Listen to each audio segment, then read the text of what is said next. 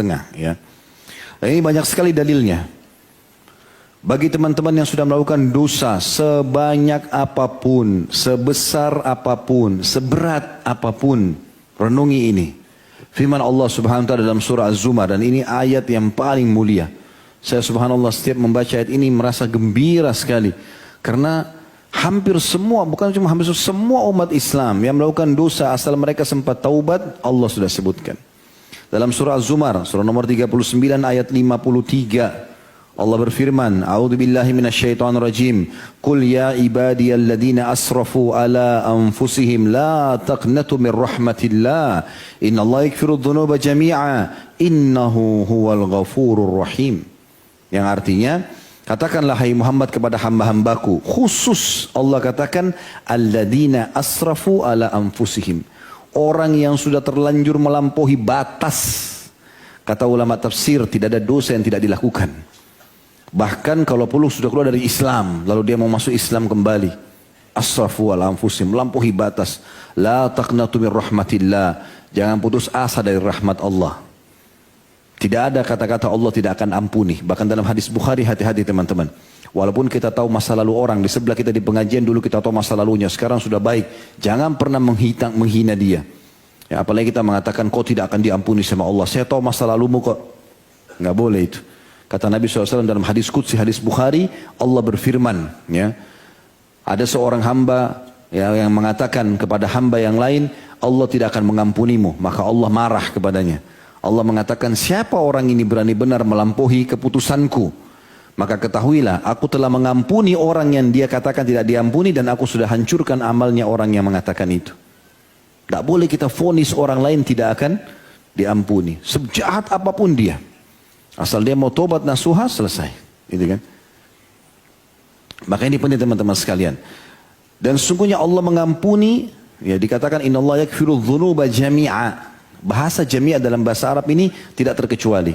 Allah mengampuni semua dosa. Kata ulama tafsir, besar, kecil, sengaja, tidak sengaja, samar, nyata, semua bersih. Ya, mau durhaka sama orang tua kah, mau syirik kepada Allah kah, mau berzina sekian puluh kali kah. Yang penting fahami. Dosa ada dua macam, ya. Ada dosa yang merupakan haknya Allah dan ada dosa yang merupakan haknya manusia atau makhluk. Kalau haknya Allah dilihat lagi, dibagi dua lagi oleh para ulama. Kalau haknya Allah Subhanahu wa taala yang tidak membutuhkan atau tidak ada hubungannya dengan masalah qada, ya, harus diganti. Seperti orang berzina, haknya Allah dia langgar. Dia berzina, Allah haramkan, tidak boleh. Dia berzina lalu dia taubat kepada Allah, sudah selesai. Enggak ada konsekuensi yang lain. Nggak ada konsekuensi. Tapi kalau misalnya dia bertaubat sementara dia pernah tidak keluarin zakat misalnya, atau dia punya utang Ramadan, utang Ramadan ini masih selisih di antara ulama. Kalau dia tinggalkan secara sengaja dengan orang yang, ya, atau dia tidak tahu dengan orang yang tahu, beda berbanding hukumnya. Yang jelas kalau ada hubungannya dengan masalah qada, maka dia taubat dan dia mengqadanya, gitu kan? Begitu pula dengan haknya manusia, ada dua macam. Kalau hak itu adalah perusakan citra, kita pernah ghibah, fitnah, gunjing ya, fitnah, mencaci maki, merendahkan, semua masalah ini, maka kita harus memperbaiki citra itu. Harus minta maaf dan perbaiki citranya. Lebih baik malu di dunia daripada malu di akhirat. Karena di akhirat tidak bisa lagi ucapan maaf. Yang ada adalah kasih bayar dengan pahala. Kata Nabi SAW, siapa yang punya masalah dengan saudaranya muslim di dunia, selesaikan di sini, halalkan. Sebelum datang akhirat tidak berlaku lagi dirham dan dinar, nggak ada lagi, gitu kan? Kata para sahabat, apa di sana ya Rasulullah? Kata Nabi SAW, pahalamu dan dosanya dia. Pahalamu bayar, kalau habis dosanya dia kau ambil. Ini bahaya. Untuk apa kita setengah mati sholat, puasa lalu diambil oleh orang lain? Gara-gara mau campuri urusan orang lain, rumah tangganya, pekerjaannya, fisiknya, apa untungnya buat kita? Nggak ada untungnya. Ingat, kaidah hidup syar'i yang jelas. Kata Nabi SAW, min husni islami mar'i tarkuhu ma la ya'ni. Termasuk kesempurnaan Islam seseorang, dia meninggalkan apa yang tidak bermanfaat buat dia. Bukan urusan antum, jangan campurin. Gak usah masuk di situ. Ya. Ingat, bertanya juga sama orang, ikhwas sekalian, akhwat sekalian, rahimakumullah. Bertanya, sebelum tanya ke orang, tanya diri sendiri dulu. Pertanyaan ini penting gak buat saya? Ya, mau tanya bajunya orang, mau tanya topinya, mau tanya tasnya, mau tanya kerjaannya, mau tanya rumah tangganya. Penting nggak buat antum ini?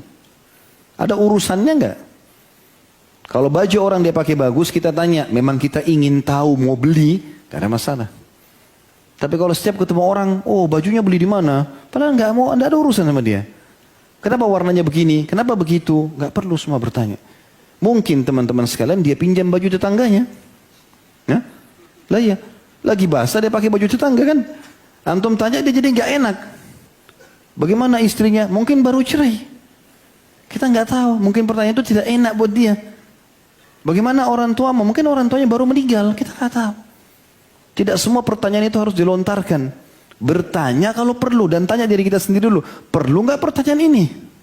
Ya? Apalagi masuk ke zona orang lain, nggak boleh. Ya? Kita memasukkan gembira dalam hati seorang muslim, menutupi aibnya adalah ibadah yang sangat besar pahalanya di sisi Allah SWT. Jangan balik ini. Jangan balik sibuk dengan keadaan orang lain yang tidak ada gunanya. Bahaya sekali. Yang kedua dalam dosa sama manusia adalah masalah materi. Mencuri, mengambil barang yang bukan hak, makan makanan yang bukan hak kita, pulpen, baju kaos, topi, buku, apa saja. Sendal. Ya, soalnya sampai di masjid pun ada pencuri sendal ini. Ya. Di rumah Allah aja berani mencuri. Gimana ceritanya ini? Ya. Bahkan tasnya orang dicuri. Berapa banyak CCTV tangkap begitu. Masuk dalam taklim penampilannya saja. Tapi luar biasa mencuri. Orang mencuri di rumahnya manusia aja sudah menakutkan. Apalagi mencuri di rumahnya Allah ini. Terlalu berani gitu ya. Lagian untuk apa mencuri ini? Apa gunanya? Kerja. Kenapa tidak kerja? Kita semua punya potensi yang sama kan? 24 jam waktu. 24 jam waktu kita semua, mata kita dua sama-sama. Ada orang yang 25 jam waktunya. Ada sini punya 25 jam? Nggak. Ada yang 3 matanya? Nggak. Semuanya sama. Berarti potensinya sama kan? Untuk apa mencuri ini? Dosa besar, nggak ada gunanya. Hubungan kita rusak sama orang. Kerja. Mulia. Kata Nabi SAW, tidak ada orang yang membuka pintu iffah. Iffah itu kemuliaan. Mau terima tapi dengan imbalan. Dia kerja. Kecuali Allah bukakan pintu kekayaan. Dan tidak ada orang yang membuka pintu mengemis. Kasih sayain. Kecuali Allah bukakan pintu kemiskinan. Ya.